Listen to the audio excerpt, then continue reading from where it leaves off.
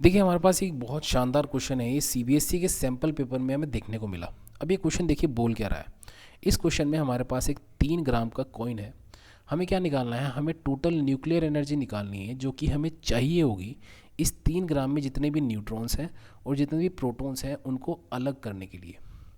हमें गिवन है कि ये कॉइन जो है ये एंटायरली कॉपर के एटम्स से बना हुआ है और जो कॉपर का न्यूक्लियर मास है वो भी हमें यहाँ पे गिवन है, और मास ऑफ प्रोटॉन और मास ऑफ न्यूट्रॉन भी हमें यहाँ पे इस क्वेश्चन के लिए गिवन है। ठीक है, इसको सॉल्व करते हैं। देखिए अब इसको सॉल्व करने के लिए ना सबसे पहले हमें नंबर ऑफ एटम्स निकालने पड़ेंगे यार, बहुत ज़रूरी है। Number of atoms in 3 gram of carbon. अब हमें एक बात पता है कि 63 ग्राम कार्बन के अंदर 6.022 इंटू 10⁻23 एटम्स होते हैं यार।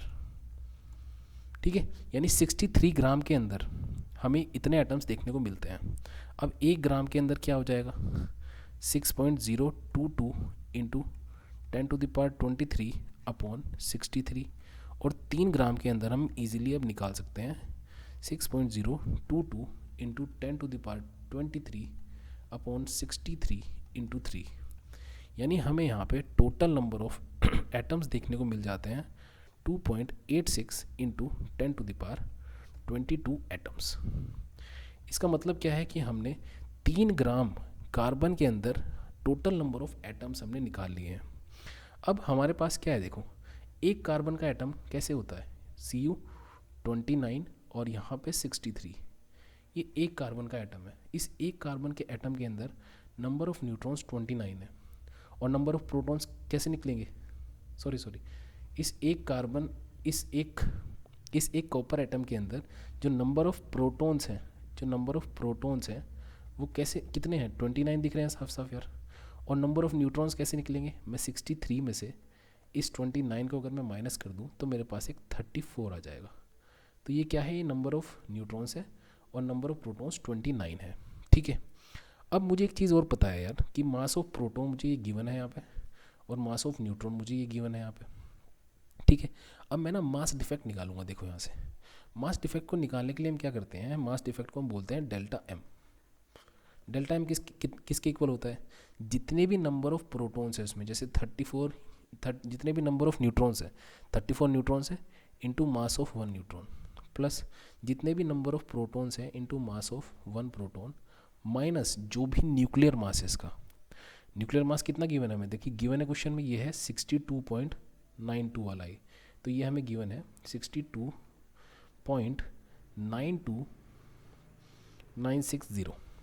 ठीक है, तो अब हम धीरे धीरे ये वैल्यूज़ रखते हैं इसमें। 34 इंटू मास ऑफ न्यूट्रॉन की वैल्यू कितनी है 1.00867, plus 29 into mass of proton कितना गिवन है 1.00785, माइनस 62.92960।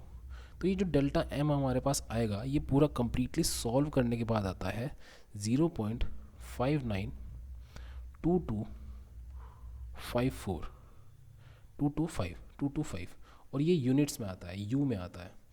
इस यू को हम एएमयू से भी दिखाते हैं, वो एक ही बात है, 1 एटॉमिक मास यूनिट या फिर 1 यूनिट एक ही बात है।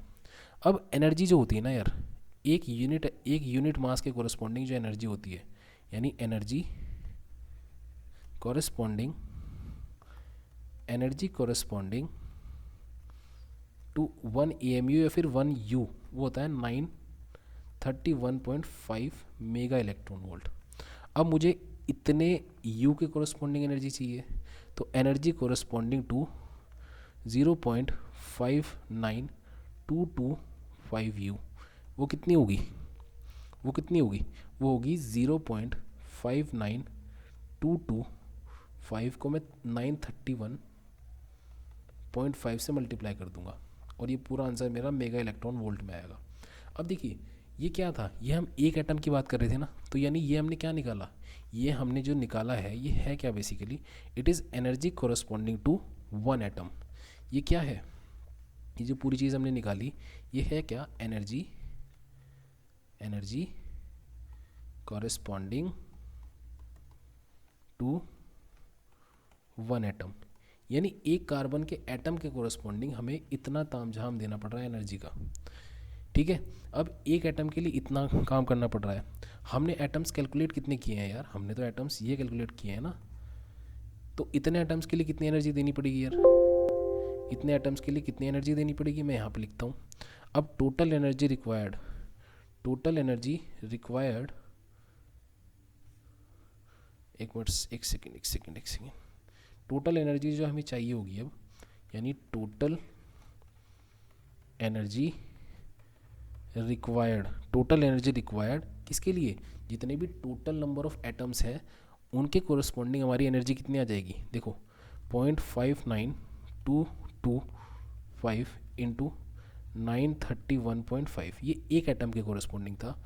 और हमारे पास टोटल नंबर ऑफ एटम्स थे कितने यार, हमारे पास टोटल नंबर ऑफ एटम्स थे 2.86 इंटू 10⁻²2। ठीक है, और ये पूरा आंसर किस में आएगा, मेगा इलेक्ट्रॉन वोल्ट में।